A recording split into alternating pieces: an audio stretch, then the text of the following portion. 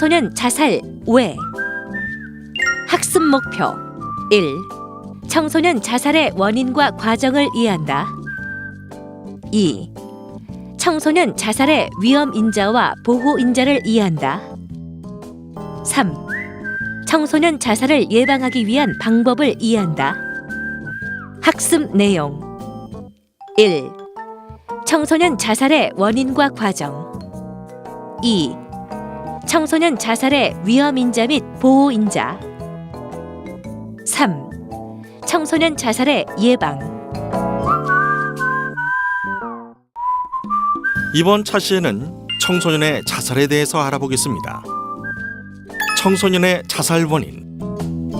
네, 청소년기의 발달에 대해서 알아보고 있는데요. 우리나라에서 가장 많은 청소년의 사망 원인을 차지하고 있는 자살에 대해서 한번 알아보겠습니다.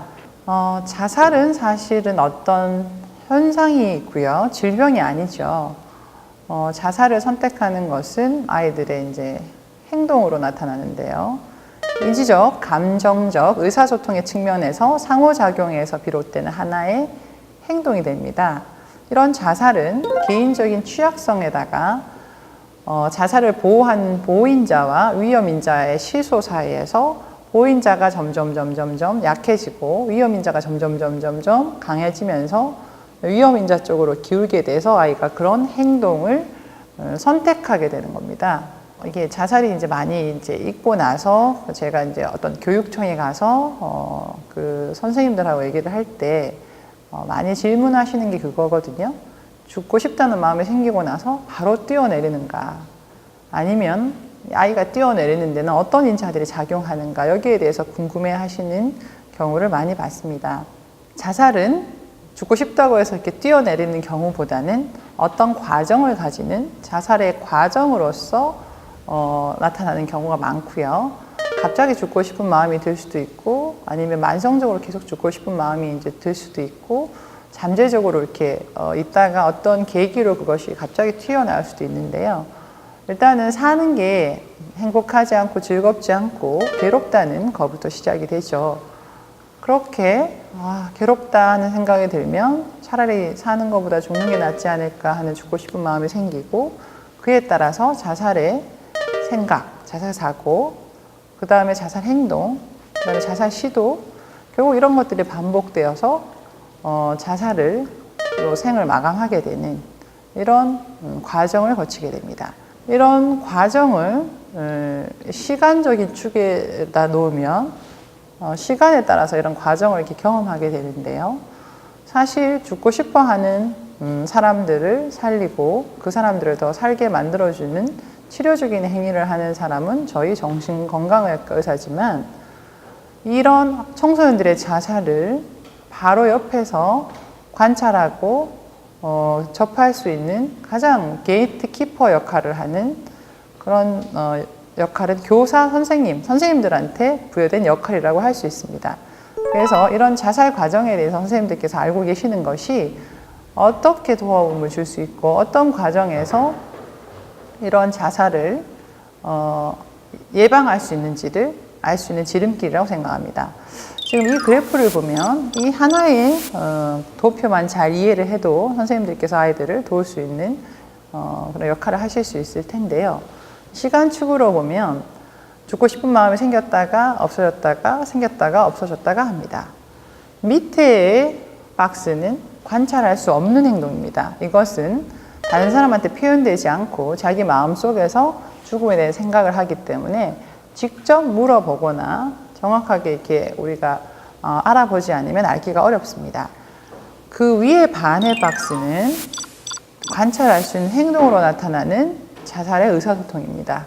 예를 들어서 내가 죽으면 이 세상은 더 나아질 것 같아. 내가 죽으면 우리 부모님은 더 기뻐하시겠지. 내가 죽으면 선생님이나 친구들이 더 행복하게 살 수 있을 것 같아. 이렇게 말로서 표현하는 자살의 의사소통이 있고, 아니면 행동으로 약을 사 모은다든지, 아니면 자기가 제일 중요하게 생각하는 그런 스마트폰을 이거 너 하라고 이렇게 다른 사람한테 나눠준다든지, 자전거 같은 걸 나눠준다든지, 아니면 높은 곳에 올라가서 이렇게 베란다 너머를 이렇게 내려다 본다든지, 아니면은 뭐 칼이나 이런 위험한 그런 흉기들을 산다든지 이런 관찰할 수 있는 행동으로 표현되는 자살에 대한 의사소통이 있을 수가 있습니다. 그래서 이런 의사소통을 이렇게 표현을 하고 나서줬기 때문에 우리는 게이트키퍼 역할을 하는 친구나 선생님이나 부모나 이런 사람들이 그것을 빨리 알아채고 도움을 줄 수 있는 그런 시기를 가질 수 있는 거죠. 근데 여기에 대한 지식이 없으면 그런 의사소통에 대한 얘기를 아무리 하더라도 거기에 대해서 외면하게 되거나 별로 의미가 없다고 생각하게 되기 때문에 그냥 내버려 두기가 쉽고, 그러면 그 아이는 결국은 자살 선택해서 자살로서 생을 마감하게 되는 결과가 될 것입니다. 이 도표에서 밑에 있는 것들은 아이의 자살을 막는 보호인자로 작용하는 것입니다. 그런 보호인자로 작용하는 것들에는 유전적으로 어떤 건강하게 자라나는 자아 탄력성을 가지고, 회복 탄력성이라 하죠. 레질리언스라는 개념으로 얘기하는데요. 그런 자아 탄력성을 가지고 태어나거나 임신 시에도 어머님이 좋은 것을 먹고 태교도 하고 이제 아이를 위해서 많은 것들을 하고, 출산 후에도 잘 길러지고 성장 과정이나 성인기에도 좋은 환경에서 잘 길러지는 경우가 탄력성을 가지는 경우라고 할 수 있겠습니다. 그런 환경인자로는 잘 자고 잘 먹고 햇빛을 쐬고, 햇빛을 쬐는 것이 우울증을 예방할 수 있는 길이 되거든요. 그 다음에 정기적으로 운동을 해서 신체적인 건강을 유지하고, 그 다음에 약물, 술, 담배나 그런 약물을 하지 않고 금연하는 환경에서 사는 것들이 환경적으로는 보호인자로 작용할 것이고요. 가족 패턴의 보호인자를 보면 가족 간의 관계가 좋고, 가족으로부터 지지를 받고, 그 다음에 이제 왔다 갔다 부모님의 어떤 기분에 따라서 그 원칙이 변하지 않고 일관성 있는 양육을 받고, 그 다음에 아이의 마음속에 부모가 들어와 있어서 어떤 극단적인 선택을 하기 전에 부모님 때문에 내가 뛰어내리지 못하겠다, 부모님 때문에 차마 죽는 것은 못하겠다라고 헌신하는 부모의 상이 마음속에 들어가 있을 때는 이것은 보호하는 인자로 작용을 하게 됩니다. 또한 아이가 인지적인 스타일이 스스로에 대해서 가치 있다고 생각하고, 나는 괜찮은 사람이라는 자신감을 가지고, 내가 뭔가를 열심히 하면 나는 그 일에서 성공할 수 있을 것이라고 믿음을 가지고, 힘든 일이 있을 때 도움을 요청할 수 있는 능력이 있고, 중요한 결정을 내릴 때 혼자서 고민하기보다는 다른 사람으로부터 조언을 구하는 그런 행동을 취하고, 그 다음에 내가 갖고 있는 문제를 다른 사람의 경험과 해결책으로부터 조언을 얻고자 하는 개방성을 가지고 배우려는 자세와 의사소통하는 능력을 가지고 있는 이런 인지적인 스타일과 인성은 개인의 자살을 막는 보호인자로 작용합니다. 또한 문화사회적인 인자도 보호인자로 작용할 수 있는데요. 종교가 있어서 어떤 그 천주교와 같이 자살에 대해서 죄책감을 느끼게 되는 문화적인 가치를 채택하고 있다든지, 아니면 동료와 친구와 이웃과 좋은 관계를 맺고 그 사람들로부터 지지를 받고 있다든지, 직업적으로나 스포츠나 동호회로서 연결되어 있어서 자기가 속하는 집단이 있다든지, 그 다음에 내가 꼭 살아서 이것만은 꼭 이루고 말겠다는 목적의식이 있다든지, 이런 문화 사회적인 인자들은 개인을 자살로부터 보호하는 그런 보호인자로 작용할 수 있습니다. 그래서 이런 보호인자에 대한 개념을 가지고 있고, 그 다음에 이런 자살에 대한 의사소통에 대해서 알고 있고, 그 다음에 자살의 과정을 알고 있다면 우리는 이 아이들에 대해서 보호인자를 강화하는 쪽으로 감으로써 자살로부터 예방하고 자살의 프로세스를 중간에 중단할 수 있는 그런 역할로 교사들, 선생님들께서 역할을 하실 수 있을 겁니다. 자살 과정에서 위험인자로 작용하는 것을 보면 원래 가지고 있는 유전적인 경향이 있을 수 있습니다. 가족 중에 자살로 생을 마감하신 분이 있다든지 하면 그런 스트레스에 대한 취약성을 가지는 것으로 위험인자로 나타나게 되고요. 또 한 가지, 가족 관계가 관계 문제가 있고 서로 비난하고 부정적인 상호작용을 지속하고 있다면 그것도 위험인자로 작용하고, 마음을 다친 외상이나 폭력성에 노출된 적이 있다면 그것은 아주 큰 위험인자로 작용합니다. 또한 사회적인 스트레스가 굉장히 많고, 학생들한테는 공부에 대한 스트레스가 되겠죠. 그다음에 이제 가난해서 뭔가 이제 좋은 환경에서 지내기가 어렵고, 그다음에 경제적인 스트레스가 또 스트레스로 작용을 한다든지 이런 부분에서도 위험인자가 될 수 있고요. 또 한 가지 신체적인 질환이 있고 통증을 느끼는 상황이라면 그것은 아주 큰 위험인자로 작용을 하고, 우울증이나 정신과적인 질병, 조현병과 같은 정신분열병이 있다든지 조현병이나 양극성 장애가 있다든지 이런 정신과적인 질환이 있을 때도 위험인자로 작용합니다. 또 아까 그 전두엽이나 전두엽의 역할을 하는 이런 브레이크 시스템을 푸는 것 중에 하나가 술을 마시는 겁니다. 그래서 술을 흔히 마시고 자주 마시고, 알코올 중독이나 담배 같은 약물 중독에 노출이 되어 있다면 이것도 위험인자가 되고요. 스트레스 중에 자살 행동을 유발하는 급성인자들이 있을 수 있는데요. 최근에 거절을 당했다든지, 누군가가 돌아가셨다든지, 왕따를 당했다든지, 성적이 떨어졌다든지, 어떤 질병이 악화되고 재발된다든지, 다른 사람한테 굉장한 모욕을 당했다든지 해서 이런 자기애적인 손상이 있을 때는 급성인자로 작용해서 위험인자를 굉장히 높이게 됩니다. 이번 차시에는 청소년의 자살에 대해서 알아보겠습니다. 청소년 자살 위험인자, 보호인자. 네, 연령에 따라서 아이들은 자살의 가능성이 달라지게 됩니다. 사실 굉장히 어린 나이에는 자살을 생각하더라도 이것을 실행으로 옮길 수 있는 구체적인 계획 능력이 떨어지고 실행 능력이 떨어지기 때문에 성공률이 높지 않고 자살을 시도하게 되는 확률도 낮습니다. 근데 청소년 시기가 되면 아이들의 인지 능력이 발달하고 그것은 행동에 옮길 수 있는 능력이, 실행 능력이 높아지기 때문에 자살을 시도하거나 자살을 성공할 수 있는 확률이 높아지게 됩니다.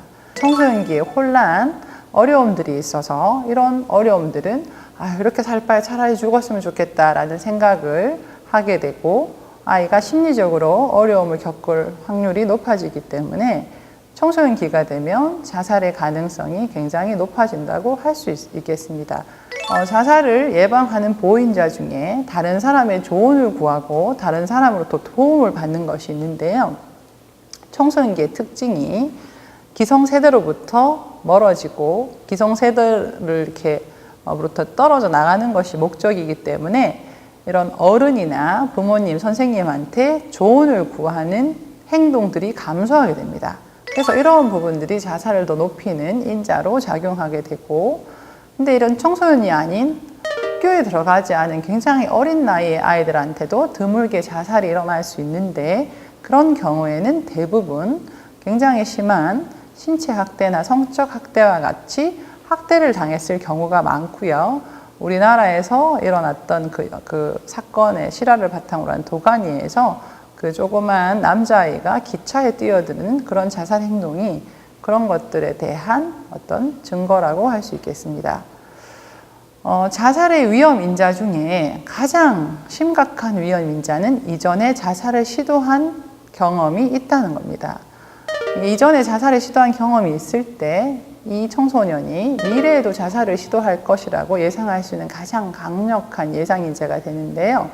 처음 시도한 이후 3개월 내에 자살을 다시 시도할 확률이 제일 높습니다. 자살의 재시도율은 1년에 한 6에서 15% 정도 되는데요. 이전에 목을 맨다든지 뛰어내린다든지 이렇게 굉장히 치명적인 방법을 쓴 경우 이후에 자살을 시도한 위험이 굉장히 높습니다. 근데 요즘의 아이들은 어떤 경향을 보이고 있냐면 손목을 끊는다든지 아니면 약을 이제 죽지 않을 만큼 몇 알을 삼킨다든지 하는 방법을 써서 자살이라기보다는 자해 행동을 보이는 경우가 있는데요. 이런 행동이 반복되는 경우 사실은 부모님도 지치고 선생님도 지쳐서 과연 이 아이가 정말로 죽으려고 하는지 아니면 이런 행동을 통해서 다른 사람을 조종하려고 하는지 의심을 하게 됩니다. 그런데 이런 치명적이지 않은 방법을 쓰더라도 이것이 반복이 되면 결과적으로는 자살에 이르고 죽음에 이르게 될 수 있기 때문에 이것을 무시하고 이건 괜찮다, 쟤는 죽지 않을 거다, 쇼다 이렇게 얘기하기는 또 어렵다는 그런 난점이 있습니다. 정신과적인 질환이 자살하는 청소년 대부분에 있고요. 90% 정도가 정신과적인 어려움이 있기 때문에 자살을 시도한 청소년의 경우에는 반드시 정신건강의학과에 이제 방문을 하여서 평가를 받고 치료를 받는 것이 중요하고요. 가장 위험한 것은 기분장애로서 우울증이나 양극성 장애가 되겠습니다.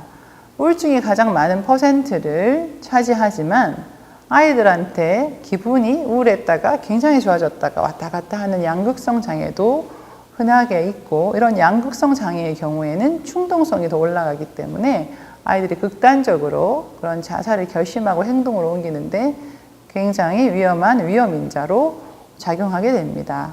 그래서 이런 여러 가지 질환이 많이 있을수록 자살의 위험도가 증가하기 때문에 이런 정서적인 어려움을 겪는 아이들은 반드시 전문가한테 의뢰를 해서 도움을 받을 수 있도록 하는 게 중요할 것 같습니다.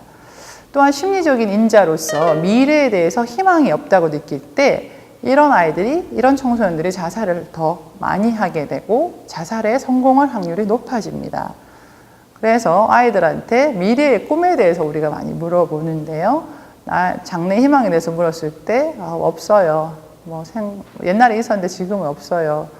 도저히 노력해도 안 될 것 같아요. 이런 희망 없음을 보였을 때는 도움을 주시는 게 필요할 것 같고요. 또 완벽주의적인 인격을 갖고 있는 아이들이 자살을 더 많이 시도한다고 되어 있습니다. 그리고 이제 청소년의 경우에는 그런 성정체감이 이제 생기면서 동성애적인 경향이 일시적으로 나타날 수도 있고 아니면 그게 두드러질 수도 있는데요. 이런 동성애적인 경향을 갖고 있는 남자 청소년에게서 자살 시도가 증가하는데, 이것은 부모나 또래로부터 거절감을 많이 느끼고 그 그룹에서 소외된다는 느낌을 많이 가질 수 있고, 동반되는 우울증이 많기 때문에 그럴 수 있습니다. 또 한 가지, 만성적으로 질병이 있는 경우, 특히 아이들은 당뇨병이 어렸을 때부터 있거나 경련질환이 있을 때 이런 자살과 연관이 되는데요. 이런 신체적인 질환이 있을 때는 자살의 위험인자로 작용하기 때문에 이런 신체 질환이 잘 치료되도록 하는 것이 필요하고요. 또 한 가지는 가족의 인자입니다. 가족은 앞에서 얘기한 것처럼 친척 중에 자살로 생을 마감한 사람이 있다면 이런 경우에 자살의 위험성을 굉장히 높이고요. 특히 부모님이나 이런 1차 친족이 그런 자살로 생을 마감했다면 일반 인구보다 훨씬 더 높은 2배에서 6배 정도의 자살 시도를 하게 되기 때문에 이런 경우에 지속적으로 살펴보고 지지하고 도움을 주고 연계의 끈을 놓지 말아야 됩니다. 그래서 이런 가족력이 있는 경우에는 더 어린 나이에 자살 시도가 나타나고, 또한 환경이 폭력적이고 지지적이지 않고 학대가 있고 갈등이 많은 가족인 경우에는 훨씬 더 자살의 위험성을 높이며, 특히 어린 나이에 부모가 돌아가셨거나 부모가 없는 경우에도 자살의 위험성이 높기 때문에 이런 아이들은 학교에서 선생님들이 특별히 더 유심히 관찰하고 지지하는 것이 필요하겠습니다. 이러한 것들이 위험인자로 작용한다고 하면 앞에서 말씀드린 것처럼 보호인자로 작용하는 것들이 있는데요. 어딘가에 연계되어 있다고 생각하는 경우가 보호인자로 작용합니다. 그래서 부모-자녀 관계가 긍정적이면 제일 좋겠지만 부모-자녀 관계가 긍정적이지 않더라도 학교에 긍정적인 연계가 되어 있어서 선생님들이 나를 믿고 선생님들이 나에 대해서 관심을 가진다고 느꼈을 때 아이들은 자살 시도를 적게 하는 경우가 있고요. 그리고 적극적으로 부모가 감독해서 식사를 같이 하고 그 휴일이나 레저 생활을 같이 하는 경우에는 보호인자로 작용을 하고요. 그 다음에 아이들의 행동에 대해서 명확한 기대 수준을 가지고 학업에 대해서 명확한 기대 수준을 보이는 경우에 자살에 대한 보호인자로 작용하는데, 아이들은 항상 가지고 있는 능력에 비해서 조금 더 높이 기대하는 게 아이들이 발전할 수 있는 어떤 추진력으로 작용하기 때문에 그런 부분도 보호인자로 작용할 수 있습니다. 또한 종교적인 신념이 있고 사회에서 요구하는 그런 바른 행동을 하는 친구들이 있는 경우에는 보호인자로 작용하고, 반대로 술을 먹거나 마약을 하거나 이런 헬멧을 쓰지 않고 이렇게 오토바이를 탄다든지 반사회적인 행동을 하는 친구들이 있는 경우에는 위험인자로 작용하게 됩니다. 학교에서 칭찬을 받고 학교에서 공부를 잘한다든지 선생님이나 친구들이나 이렇게 소속된 그룹이 있다든지 하는 경우에는 이런 것들이 보호인자로 작용해서 아이들로부터 자살을 행동으로 옮기지 않도록 하는데 기여를 합니다. 이번 차시에는 청소년의 자살에 대해서 알아보겠습니다. 청소년의 자살 예방. 네, 자살에 대한 위험 인자로 제가 어떤 예들이 있는지 설명을 드렸고요. 근데 이 자살을 촉진하는 아주 위급한, 응급한 촉진 인자로 작용하는 것들이 있는데요. 가장 큰 것이 상실입니다. 이 상실은 어떤 돈의 상실이나 명예의 상실이나 성적의 하락이나 이런 게 있을 수 있고, 또 한 가지는 관계상의 상실이라서 주변에 가까운 사람이 죽음을 맞이한다든지, 아니면 여자 남자친구가 이제 헤어지겠다고 통보를 한다든지, 이런 갈등과 상실이 가장 흔한 촉진 인자가 되고요. 특히 청소년의 경우 문제 행동이 있거나 알코올 남용을 하는 그런 청소년의 경우에는 법적인 문제가 있을 때 차라리 이럴 바에 죽어버리겠다 이래서 충동적으로 자살을 선택하는 경우들이 있고, 그다음에 청소년들이 이렇게 그냥 있어도 심리적인 어려움에 빠지는데 이전에 학대를 당한 아이들은 이런 상실이 있을 때 굉장히 못 견딥니다. 그래서 저희 센터에서 어떤 고등학교나 이런 학교에서 자살이 발생한 경우 또래들한테 나타나는 외상후 증상에 대해서 이제 1년 정도 추적을 했을 때 이전에 외상의 경험이 있는 아이들이 훨씬 더 이런 증상이 오래 지속이 됐고, 또 한 가지 경제적인 상황이 안 좋은 가족을 갖고 있는 아이들이 이런 외상후 증상이 훨씬 더 오래 지속이 됐습니다. 그래서 이런 부분에 대해서 여러분들이 알고 계시는 것이 아이들한테 도움이 될 거고요. 또 한 가지, 청소년들은 다른 사람한테 영향을 끼치고 싶은 바람이나 감정을 가지고 자살을 선택하는 경우가 있습니다. 우리나라에서 이렇게 왕따를 당하거나 학교 폭력을 당했을 때 저 아이가 나한테 어떤 일을 했어요 라고 적어놓고 유서를 남겨놓고 이제 죽는 경우가 이런 것이라고 할 수 있는데요.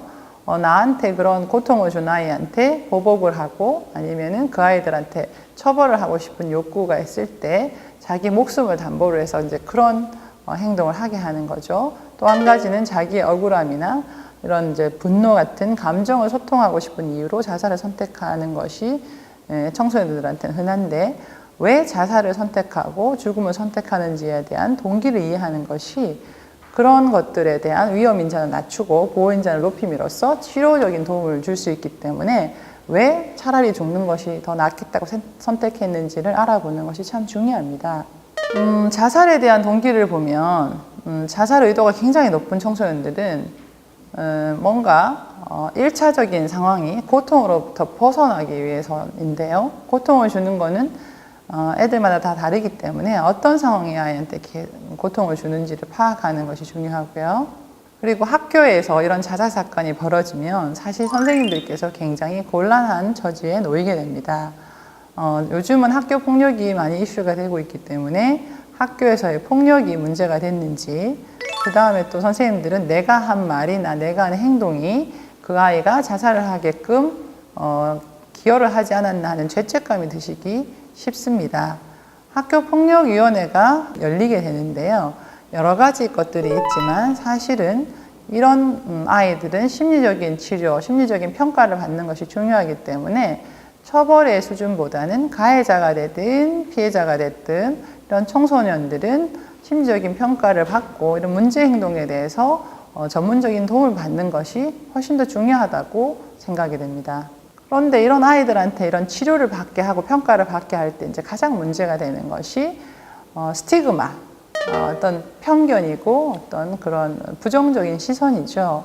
우리나라의 청소년들은 학교에 있는 시간이 너무 많기 때문에 병원에 갈 때 조퇴나 병가를 이제 받게 되는데요. 이제 그렇게 되면은 학교에서 보는 시선이나 친구들이 보는 시선이 굉장히 부정적이 되게 됩니다.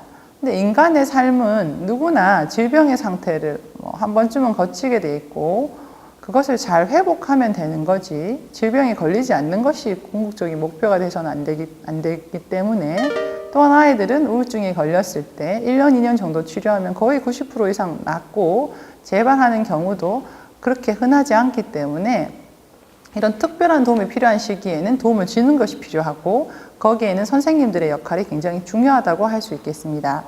그래서 지금 현재 우리나라에서는 이런 정신건강의과 치료를 받고 항우울제를 먹거나 이런 치료력이 있을 때 민간보험에서 보험 가입을 거부하는 사례들이 있는데 여기에 대해서는 점차적으로 지금 시정이 되는 방향으로 노력을 하고 있고 개인정보보호법에 따라서 진료 기록이 함부로 지금은 알려지지 않기 때문에 지금 받은 어떤 진료가 아이의 장래에 영향을 미친다고 보기는 어렵습니다. 그렇기 때문에 지금 당장 아이들을 치료하는 것이 이것을 미루어서 결과적으로 아이를 죽음에 이르는 것보다는 훨씬 더 중요하고요. 이런 의미에서 어떤 편견에 대해서 우리 모두가 노력해서 아이들이 우울증을 느끼고 우울한 기분을 느끼는 경우가 굉장히 많은데 이런 아이들이 치료를 못 받고 자살로 인해서 죽음에 이르지 않도록 하는 것이 굉장히 중요할 것 같습니다. 자살한 학생에 대한 심리적인 부검을 원칙으로 삼는 게 참 중요한데요. 사실은 경찰 조사도 중요하지만 이 가족들이 왜 이런 아이가 이렇게 자살을 하게 됐는지 우리가 한번 알아봐야 되는데요. 미국에 있는 소아청소년 정신의학회 그 학회를 여는 오프닝 세션에서 이제 정신과 의사들이 이런 정신건강에 큰 공을 세운 사람들한테 공로상을 주는데요. 거기서 공로상을 받은 분들이 누구시냐 하면 상원의원, 주지사로 이제 일을 하다가 지금은 언론을 담당하고 계신 분이었는데 그 부부의 21살 난 남자 아들이 21살 때 자살을 하셨던 분입니다. 그분들께서 정치적으로 사회적으로 성공을 이루었지만 난독증을 앓고 있는 아들이 대학에 입학한 후에 이렇게 자살을 하게 되는 걸 경험하고는 이 성공이 다 무엇이냐, 진작 소아정신과 의사한테 치료를 받았더라면 우리 아이들 저렇게 잃지 않았을 텐데 하는 생각으로 그 이후로 그것을 얘기하고 책도 쓰고 방송에 가서 얘기하고 OK to talk, 얘기해도 괜찮아라는 그런 이제 그 캠페인을 벌여서 자살에 대해서 모금 활동을 벌이는 것을 봤습니다. 사실은 자식이 그렇게 자살을 선택했다는 건 굉장히 슬픈 일이고 다른 사람한테 내보이기 힘든 일인데도 거기에 오셔서 그 남편과 아내가 차례로 이렇게 연설을 했습니다. 여러분들이 우리 아들을 봤었더라면 참 좋았을 텐데, 우리 아이가 살아서 이 장면을 봤었더라면 참 좋았을 텐데, 우리 아이가 살아있더라면 좋은 아버지가 됐을 텐데, 그리고 여러분들이 목숨을 구한 그 모든 아이들, 앞으로 구할 그 목숨들에 대해서 여러분들한테 감사한다는 얘기를 제가 들었었는데요. 굉장히 감동적인 연설이었습니다. 이러한 것들은 사실 자살이라는 것을 경험한 가족들이 느끼는 이런 헬프리스, 무기력감, 어떤 절망감을 오히려 긍정적인 부분으로 승화한 것이라고 할 수 있는데요. 우리나라에도 이런 운동들이 많이 일어나서 자살이 있고 난 이후에 심리적인 부검을 실시하고 왜 그렇게 자살을 선택할 수밖에 없었는지에 대해서 알아보는 것들을 자꾸 해야지 이 청소년들의 귀중한 생명을 자살로 잃는 것을 막을 수 있다고 생각하고요. 또한 이 핀란드에서 자살공화국이라는 어떤 오명을 싣게 된 어떤 프로젝트가 있었는데요. 그때 이제 심리 부검을 했더니 자살했는 사람들의 3분의 2가 우울증을 앓고 있는데 그 중에 15%만이 우울증 치료를 받고 나머지 그 자살을 시도한 사람들은 자살에 이제 성공한 사람들은 본인이 우울증을 앓고 있는 것조차도 깨닫지 못하고 그냥 자살을 선택해서 이제 죽음에 이르게 됐다고 보고가 되었습니다. 그래서 이런 주변에서 이 우울증 신호, 아까 제가 말씀드린 이런 자살의 과정에 대해서 좀 더 민감하고 그런 것들이 자살에 대해서 의사소통하는 것이라는 것을 우리가 특히 학교에 계신 선생님들께서 이거를 많이 인지를 하시면 좀 더 사전에 이런 자살의 과정에 개입을 해서 아이들을 살릴 수 있는 계기가 될 것이고 그런 역할은 사실 저희 같은 정신건강 전문가보다는 선생님들의 역할이 더 중요하다고 할 수 있겠습니다. 그래서 제가 선생님들한테 말씀드리고 싶은 것은 트라우마를 받은 아이들은 이게 감정적인 뇌가 불이 이렇게 벌겋게 타 있고 청소년들의 경우에는 그런 감정적인 뇌 불타오름이 더 심각하기 때문에 선생님들께서 그런 아이들을 보는 눈을 키우는 것이 중요하고 청소년 자살을 막기 위해서는 이런 보험회사의 정책과 민간과 어떤 정부 그리고 교육부 그다음에 저희 같은 정신건강 전문가가 모두 다 유기적으로 협력을 해서 앞으로 지속적으로 여기에 대한 교육과 어떤 예방을 실시해야 되지 않나 하는 생각이 듭니다. 그래서 이 부분에 대해서 여러 선생님들의 역할을 기대하는 바입니다.